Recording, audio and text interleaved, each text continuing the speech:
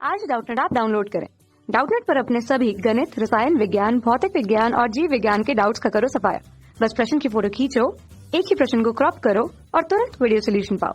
अभी डाउनलोड करें। Hello students, प्रश्न है अव्यक्तेक युक्त जीन को क्या कहा जाता है। तो स्टूडेंट सबसे पहले हम समझ लेते हैं कि अव्यक्तेक जो है यह कौन सा खंड होता है, किस प्रकार का खंड है, क्या है ये स्टूडेंट, और यह किस जीन से संबंधित होता है। तो स्टूडेंट इसे समझने के लिए सबसे पहले हमें स्टूडेंट समझना होगा यूकैरियोटिक जीन को। तो लिख लेते हैं यूकैरियोटिक जीन और इसके ऊपर डिस्कशन करते हैं स्टूडेंट। और यूकैरियोटिक जीन जो है स्टूडेंट ये क्या होते हैं, अत्यधिक जटिल जीन होते हैं। इन्हें स्टूडेंट विपटित जीन, विभक्त जीन या फिर विखंडित जीन के नाम से जाना जाता है। तो लिख लेते हैं विपटित जीन स्टूडेंट, या स्टूडेंट इसे कहा जाता है विभक्त जीन या फिर विखंडित जीन के नाम से भी जाना जाता है स्टूडेंट इसे स्प्लिट जीन भी कह देते हैं स्टूडेंट्स। अब इसे यह नाम क्यों दिया गया है, विभक्त क्यों कहा गया है इस प्रकार के जीन को। अब जीन जो है स्टूडेंट क्या होता है कि डीएनए का क्रियाखंड ही क्या कहलाता है, जीन कहलाता है। अब हमें पता है कि डीएनए के पास स्टूडेंट क्या होती है, आनुवंशिक सूचना होती है, और वह आनुवंशिक सूचना के अनुसार किसी प्रोटीन का निर्माण करेगा, और वह प्रोटीन जो है क्रियाशील होकर हमारे गुणों का, हमारी उपापचयी क्रियाओं का नियंत्रण करती है स्टूडेंट।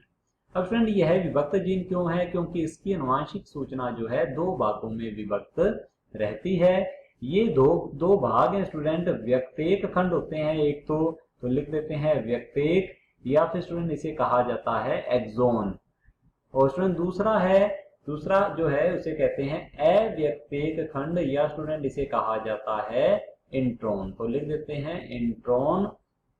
स्टूडेंट्स व्यक्तेक नाम से स्पष्ट है कि ये जो खंड है ये व्यक्त होंगे, व्यक्त होकर यह प्रोटीन संश्लेषण का कार्य करते हैं, अर्थात इनके पास क्या है, आनुवंशिक सूचना जो है उपलब्ध होती है, आनुवंशिक सूचना इनके पास उपस्थित है स्टूडेंट, और यह आनुवंशिक सूचना के अनुसार प्रोटीन संश्लेषण का कार्य करते हैं। तो लिख देते हैं ये प्रोटीन संश्लेषण करते हैं स्टूडेंट। अब स्टूडेंट अव्यक्तेक जो है नाम से स्पष्ट है ये व्यक्त नहीं होते खंड, ऐसे खंड है जो कि व्यक्त नहीं होते अर्थात प्रोटीन संश्लेषण का कार्य नहीं करते।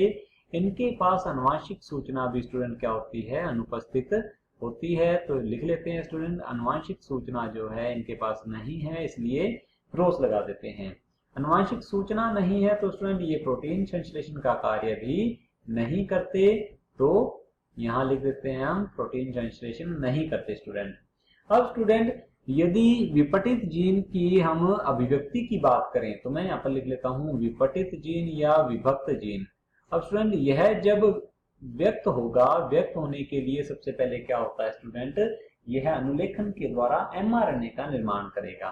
तो देख लेते हैं स्टूडेंट क्या होता है, विपटित जीन का जब अनुलेखन होता है स्टूडेंट्स तो इससे एमआरएनए का निर्माण नहीं होता, क्योंकि विपटित जीन के पास व्यक्तेक और अव्यक्तेक दोनों खंड हैं, और एमआरएनए के पास भी ये दोनों ही खंड होंगे, अर्थात यहाँ पर जो आरएनए बनेगा उसके पास दोनों ही खंड है, व्यक्तेक और अव्यक्तेक। तो इस आरएनए की आनुवंशिक सूचना जो है दो भागों में व्यक्त होती है।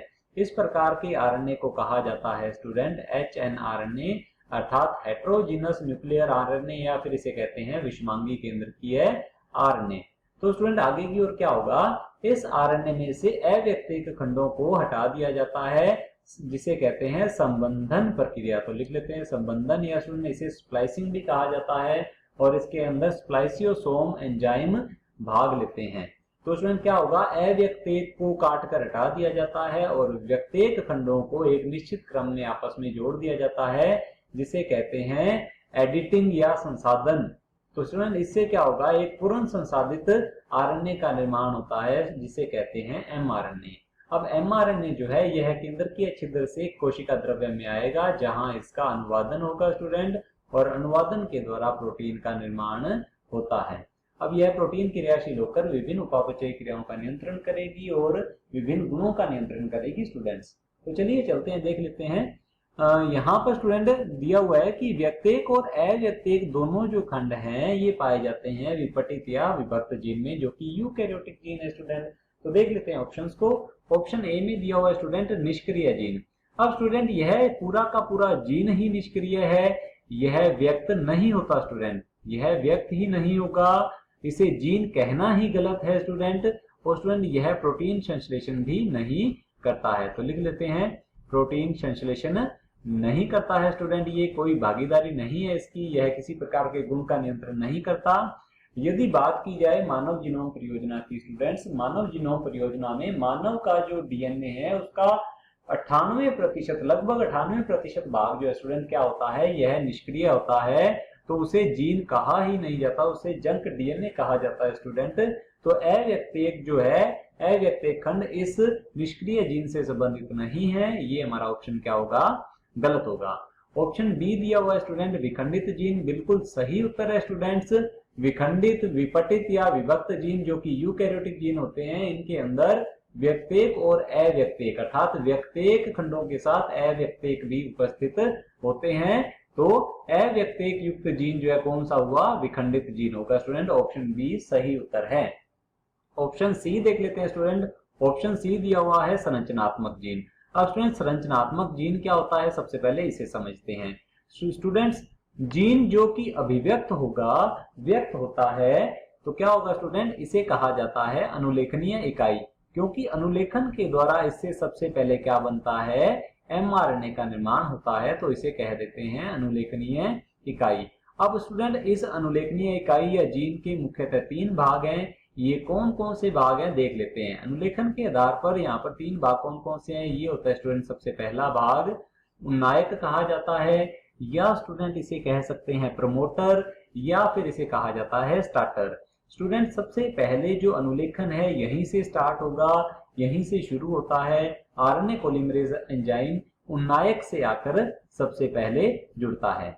इसके बाद स्टूडेंट जीन का दूसरा भाग आता है जिसे कहते हैं संरचनात्मक जीन या स्ट्रक्चरल जीन कहा जाता है।